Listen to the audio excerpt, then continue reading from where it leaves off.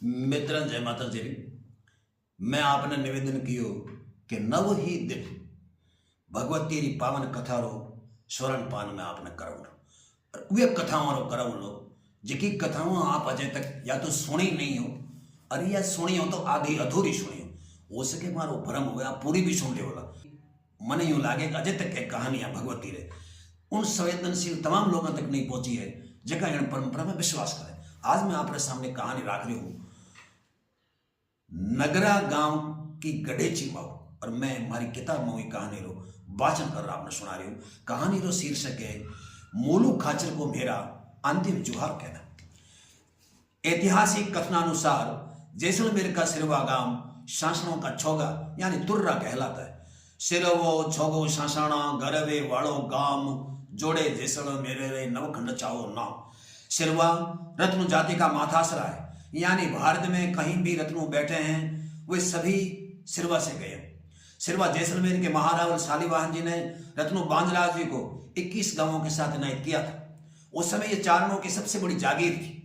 इसका दंताल पत्र उपलब्ध है जिसकी प्रारंभिक पंक्तियां इस प्रकार है। सांसणा छह एक 20 हस्त दो सो हेमार सुरभि सहस सवाय सहस एक भैंसा सद्धर। बांजराव जी की संतति में आगे चलकर रत्नों के कुछ घर पार कर चले गए। वे वहां से मुंजाजी आदि सोढ़ों के साथ मूड़ी गुजरात चले गए। इन्हीं रत्नों परिवार में केशवदास जी हुए। उन्होंने अपनी बहन की शादी धांगध्रा तक के नगरा गांव में रोहड़ियों में की थी। बहन रूप लावण्यवती वो शील का त्रिवेणी संगम थी। लेकिन दुर्भाग्यपूर्ण स्थिति यह है कि जिन लोगों ने अपने उदार चरित्र के बूते हमारे स्वाभिमान को अक्षुण रखा, हम उनके उस अद्भुत त्याग को विस्मृत कर बैठे। सौराष्ट्र धरा जो हर वो हरि की धरती कहलाती है, इसमें रहने वाले सभी चारण गायों में भैंसे रखते हैं। भैंसे भी ऐसी भमरालियां कि देखने वालों की आंखें पितला जाए, यानी उन्हीं पर ठहर जाए। खुंडी ऐसी कि मानो सिंह कारीगर ने कलाकारी से मोड़ रखे हों। पसम घेरी हुई, दूध तो इतना कि दूहने वाले के दूहते दूहते घात बड़ी के खाने लगे। भैंसड़लियां भमरालियां सिंगा बड़ी सुघट सावण आवे रिड़कती भादरवे गह गट। दाता सेव्या एक दे रहमत धर गग रोग तू महकी सेवी थकी थिर दे चारों थोक। भादरव संज्ञा उठ वरज धरती धड़कंती भोजी लगे सुहामणी उणपुड़ रिड़कंती। ऐसी ही सुंदर सुगढ़ भाद्रवे की श्याम वर्णी घटा के सदृश भैंसे केशवदास जी की बहन के पास भी थी। एक दिन अन्य भैंसों के साथ उनकी भैंसें भी मचरती हुई रोही में चर रही थी कि टीकर के जाड़ेचों ने उन चरती हुई भैंसों को टोर लिया। भैंसों के खुरों से उठती खे साथ ही हो हल्ला सुना तो आई को वहम हुआ कि कहीं लूटेरे भैंसे तो नहीं ले जा रहे हैं। उनके मन में डबका पड़ गया। वे अजेज उधर ही दौड़ी तो देखा कि भैंसों का लाठ घोड़ों के आगे देकर 2-4 मोटियार माल आदमी टोर रहे हैं। उन्होंने अपनी भैंसों को ऊंची साथ में पुकारा तो हेड में से 4 भैंसे घड़ी घड़ी आवाज को कान सार देने लगे। भैंसे टोरने वाले को लगा कि पीछे कोई आ रहा है। ऐसे में उन्होंने भैंसों को लाठियों से पीटते हुए उनको जल्दी जल्दी टोरना ही उचित समझा। आई की भैंसें पसंद घेरी हुई थी। जिन भैंसों को आई ने फूल से नहीं छुआ उनकी पीठ पर लाठियों के चातिये जम गए। इधर आई उनको जोर जोर से आवाज देते हुए दौड़ती हुई कहने लगी, लगता आप जाड़े जाए, मैं रत्न हूं, इस नाते में आपकी बहन हूं। ठालों भूलों एक घर तो डाकनी टालती है, ऐसे क्या पांगली डाकन की भांति घर की खा रहे हो। आपको टोरने के लिए मेरी भैंसे ही मिली, कम से कम मुझे तो बख्शो। इस रोही में हम आपके भरोसे ही तो नेश किए बैठे हैं, वही आपके और धांगध्रा के हैं, ऐसे मुझ गरीब की भैंसे क्यों ले जा रहे हो। वो पसीने से झब्बाझोड़ हो गई, उसके बाल बिखर गए, होठों पर कटाई आ गई, भेड़िया कंधों पर आ गया। एक लुगाई को भैंसों के पीछे भागते हुए देखकर वे मोटियार भी रुक गए। इतने में आई हाँफती हुई उनके पास पहुंची और कहने लगी, आप तो जाडेजा हैं, जाडेजा चारणों का धन नहीं ले जाते। लो मैं मेरी ओढ़नी का पल्लू मान रही हूं, ये भैंसे इसमें डाल दो। कहते उन्होंने अपने ओढ़नी का पल्लू मानते हुए कहा, लो आप इसमें मेरे भैंसे डाल दो, मैं यही समझूंगी कि मुझे आप नहीं दी है। ये सुनकर उन जाडेजों ने कहा, हाँ तुम कह तो सह रही हो, हम तुम्हारी भैंसे नहीं ले जाएंगे, लेकिन इतनी भैंसों में तुम्हारी भैंसे टालोगी तो समय लगेगा। इतने में पीछे से बाहर आ सकती है, हमारे किए कराए पर ढोला फिर सहेगा। अतः तुम ऐसा करना, कल टीक कर आ जाना, आराम से तुम्हारी भैंसे टाल लाना। ये सुनते ही आई ने कहा, इसमें टालने की क्या बात है, 100 कोस दूर भी मेरी आवाज पर मेरी भैंसे रिड़कती आएगी। ये तो हाथ के पास खड़ी है, वो देखो जो 4 कुंडियां कान मांडे होगना रही है, जैसे ही मैंने इड़ियो इड़ियो किया कि वो इस हेड़ में से रिड़कती हुई बाहर आ जाएगी। ये सुनकर उन लोगों ने कहा कि तो टाल ले तेरे खोले, कौन मना कर रहा है? इस पर आई ने जोर से आवाज दी, हे भूरी, हे चांदनी, हे टीकर, हे मौली, इड़ियो इड़ियो। सुनते ही चारों भैंसे पूंछ ऊंचे की रिड़कती हुई आई की तरफ दौड़ती हुई आई। इन जाडोजों की नजरें जैसे इन मत वाली रूप वाली भैंसों पर पड़ी तो वापस हटी नहीं। बिलाइत बिलाइत लंबे थन, माथे पर धौल टीका, चमड़ा पूंछ और बटदी हुए सींग, साथ ही उनकी नजर रूप और लावण्य में अप्सराओं को मात देने वाली चारणी की मुखाकृति वो शारीरिक सौष्ठों पर पड़ी। उनकी आंखें वहीं की वहीं ठहर गई। जितनी भैंसें सुंदर उतनी धड़ियानी फूट रही। उनकी मति भ्रष्ट हो गई, उनका रजपूतपना जाता रहा। वे धूर्तता पर उतर आए।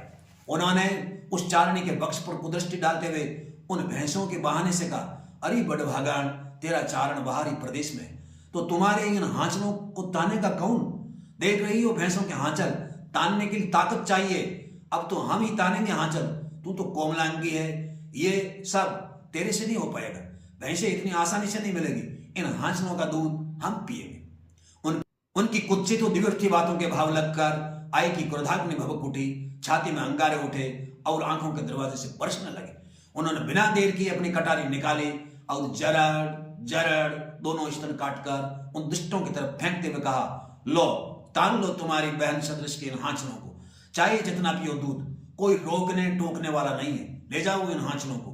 इतना कहकर उन्होंने अपने ओढ़नी सिर से उतारी और छूटते हुए लोहे की तूतियों पर कसकर बांध ली। ये लोमहर्षक दृश्य देखकर राजपूतों की राहें फट गई। उन्होंने ऐसी कल्पना ही नहीं की थी।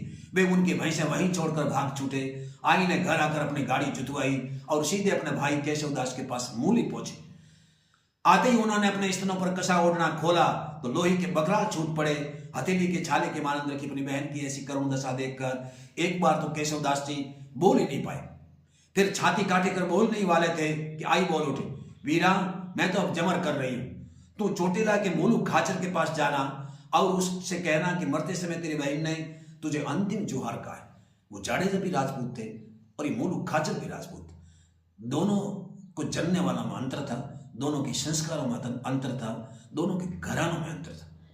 इतना कहकर वो ध्यानावस्था में चली गई और जमर करके प्राण त्याग दिए। तदुपरांत केशवदास जी ने बहन की यथा युक्ति की, सिर की पगड़ी उतारी और सीधा चोटेली की तरफ रवाना हो गए। उधर केशवदास जी चोटीला के मार्ग रवाना हुए और इधर मार्ग में मुलुक खाचर अपने साथियों के साथ घोड़ों पर चढ़े गामुत्र जा रहे थे कि उनकी दृष्टि नंगे सिर आते एक आदमी पर पड़ी। उन्हें क्रोध आ गया कि ये कौन मूर्ख आ रहा है, अब सुगंध करवा दिए। जितने में केशवदास जी पास आ गए। जैसे ही मुलुक खाचर ने देखा ये तो केशवदास गढ़वी है, लेकिन इतने बुझे हुए और नंगे सिर क्यों, क्या अनहोनी हो गई? उन्होंने केशवदास को बतलाते हुए कहा, बाप गढ़वी, जय माता जी, एम केम छो, क्या हुआ? ऐसे बुझे हुए नंगे सिर, घर पर है तो सब कुशल? सुनकर केशवदास ने कहा, मेरी मर्दी बहन ने तुझे अपने अंतिम जुआर कहे। कहते हुए उनकी आंखों से चौसरे छूट पड़े, बोल नहीं पाए। गलगले गले से केशवदास जी ने कहा, जोगा हर चारण तणी, धाऊ कान धरे, काठी कटक करे, मूला ठीकर ऊपरे। हे जोगा के पुत्र मोड़वा, चारण की पुकार को अपने शरणों से सुन। हे काठी, तू अपने कटक को लेकर टीकर गांव का विध्वंस कर दे। केशवदास जी ने कहा कि मेरी मर्दी बहन को केवल तू देशो असली क्षत्रिय दिखाई दिया, मैंने उसके आजे यानी विश्वास तुम्हारे सामने प्रकट कर दिया। राजपूती का रक्षण करने वाले कम और इसमें रेत डालने वालों का बोलबाला हो रहा है। अगर तू चाहता है कि मैं शोक वसन को अपने सिर से उतारूं तो राजपूती का रंग निकला। मुलुक खाचर ने पूरी बात समझते हुए कहा कि सब दर्दनाक घटना कब घटी? केशवदास ने कहा, कल सुबह। सुनते ही मुलुक खाचर की क्रोधाग्नि जाग उठी। उसका हाथ सीधे तलवार की मूठ पर गया।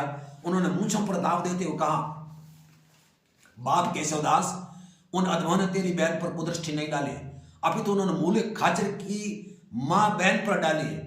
वो कैसे राजपूत हैं जो कि ऐसा स्त्री के स्वाभिमान के साथ खिलवाड़ करें? ये राजपूत हो ही नहीं सकते। ऐसे लोग तो अधबेरड़े होते हैं। ये पांचाली की धरती है। अपनी बहन बेटियों पर कुदृष्टि डालने वाले जीने लायक नहीं है। मेरे माजने में 100 मण धूड़ है, लगता है कि मेरी तलवार का डर जाता रहा। ये कहते हुए 17 वर्षीय क्षत्रिय का चेहरा लाल बंब हो गया। उन्होंने अपनी पगड़ी उतारते हुए कहा कि तीसरे दिन ये पगड़ी तभी बांधूंगा जब मैं दुष्टों के घर पर मूड़े न चोक दूं या कि लूण की खेती ना कर दूं। वे भूल गए कि अभी मूलू खाचर जैसे राजपूत जिंदा है, जो स्त्री व चारण के सम्मान के लिए अपना माथा हथेली पर लिए घूमते हैं। कहकर उन्होंने अपने साथ को वापिस चोटीला चलने व युद्ध की तैयारी करने को कहा। उल्लेख है कि मूलू खाचर ऐसे संस्कारी राजपूत थे कि लोग उनके उज्जवल चरित्र की दुहाई देते थे। ऐसी मान्यता है कि प्रसव पीड़ा से कष्टी औरत को उनकी धोती का पल्लू खंखोल कर पिलाने से प्रसव आसानी से हो जाता था। वो पराई स्त्रियों में छोटी को बहन, बेटी व बड़ी को मां सदृश मानते थे। उन्होंने काठियों की ऐसी अशिष्टता से अधिक मानसिक पीड़ा पहुंची, क्योंकि उस परंपरा के पुरुष थे कि प्रथम धर्म रजपूत काश प्रत्रिय न खोले।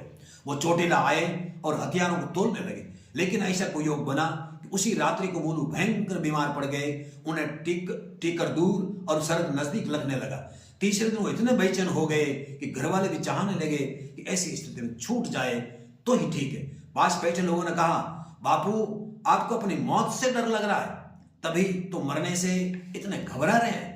लोगों की ऐसी व्यंग की भरी बातें सुनकर अर्धमूर्छित मूलू खाचर के बड़े बेटे ने कहा, बापू मृत्यु तो सभी को आती है, फिर मौत से इतनी घबराहट क्यों? कोई अंतिम इच्छा अधूरी रह गई हो तो बताओ, मैं वचन देता हूं कि पूरी करूंगा। मूलू ने अपने बेटे का हाथ अपने हाथ में लेते हुए कहा, बेटा राजपूत तो मृत्यु के साथ आंख मिचौनी खेलता ही रहता है, उसे मृत्यु से कैसा डर? मैं और मृत्यु से डरूं तो स्वर्ग में मेरी मां न लग जाए। प्रभु मुझे ऐसा दिन नाच दिखाए।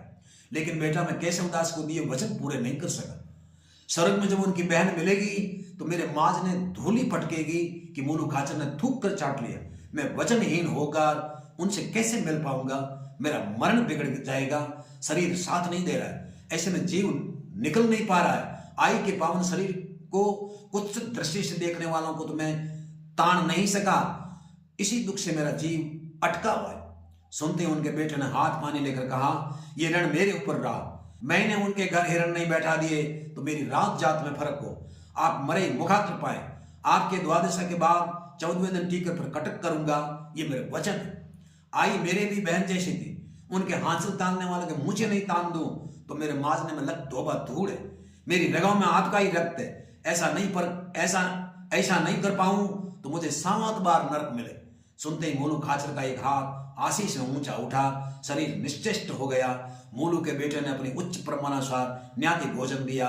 13वें दिन अपने भाइयों से कहा, वे हमारे साथ समय टीकर को दंडित करना है। भाई बहने हाँ पड़े, लेकिन रात्रि के अंधेरे में मूलू के बूढ़े चारण ने मूलू के बेटे को अकेले में ले जाकर कहा, बाप वचन आपने दिए, सभी की मदद से टीकर का गर्व गंजन करेंगे तो मूलू को लज्जा का अनुभव करना पड़ेगा।